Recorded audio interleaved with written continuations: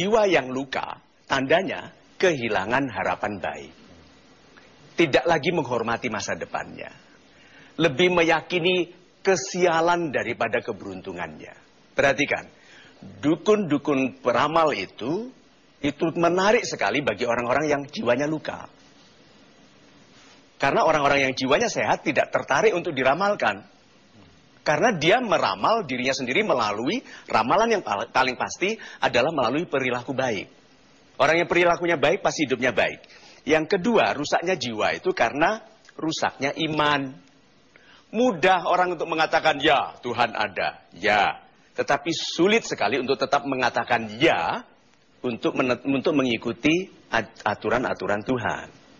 Kemudian kurangnya pendidikan. Iman saja tidak cukup. Karena kalau iman tidak dijaga dengan pendidikan, dengarkan ini ya. Orang beriman yang pendidikannya kurang akan kalah berargumentasi dengan orang tidak beriman yang logikanya terlatih baik.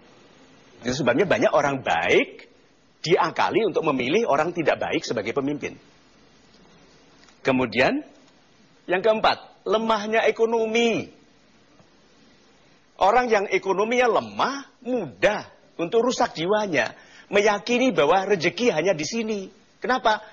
Karena di tempat lain dia tidak bisa dapatkan uang. Sehingga apa? Disuruh menyuap di sini, memelihara perilaku yang tidak jujur, mengurangi timbangan.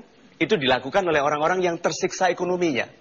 Jadi kalau kita mau memperbaiki jiwa dari sebanyak mungkin orang dan jiwa kita sendiri, yuk berlaku lebih berkasih sayang. Kedua, bantu orang untuk menguatkan imannya.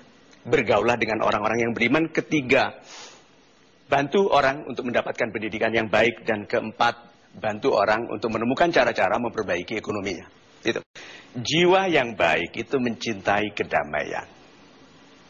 Berupaya membangun kehidupan yang bergembira, mengagumi keindahan, menemukan kebahagiaan dalam membahagiakan yang dicintainya, dan memiliki dorongan asli untuk menegakkan keadilan baik bagi kebaikan hidup sesama.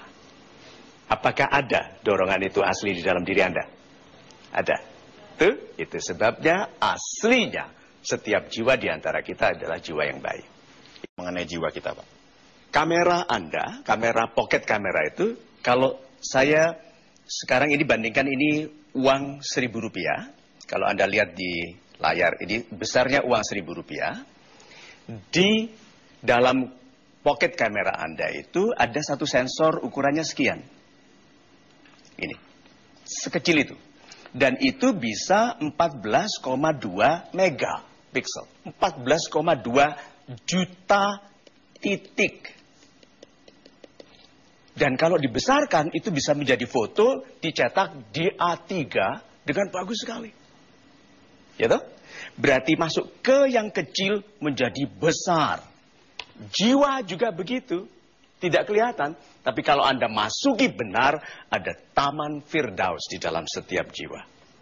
Ada taman yang indah sekali. Yang namanya taman keindahan jiwa. Itu ada sejak kelahiran kita. Itu sebabnya kita punya impian. Itu sebabnya kita punya harapan. Orang-orang bahkan yang tidak bertuhan selalu menemukan cara untuk berdoa. Nah, setiap jiwa itu punya taman keindahan.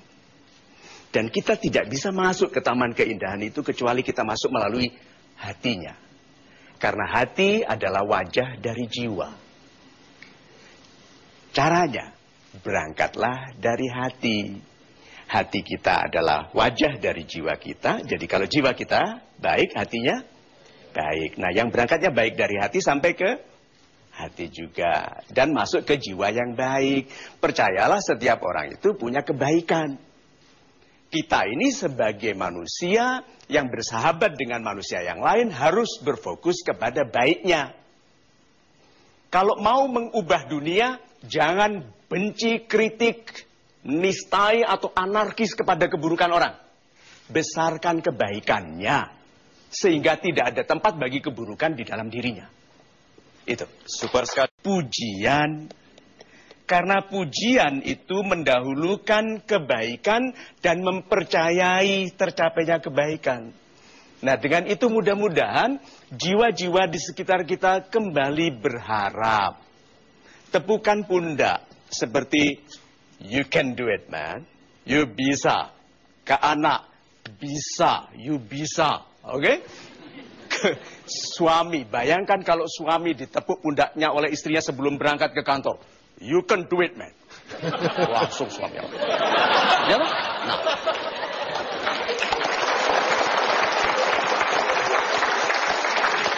Kalau kita mau bangun bangsa yang bersemangat baik, yuk jadi orang tua yang membesarkan hati anak-anak.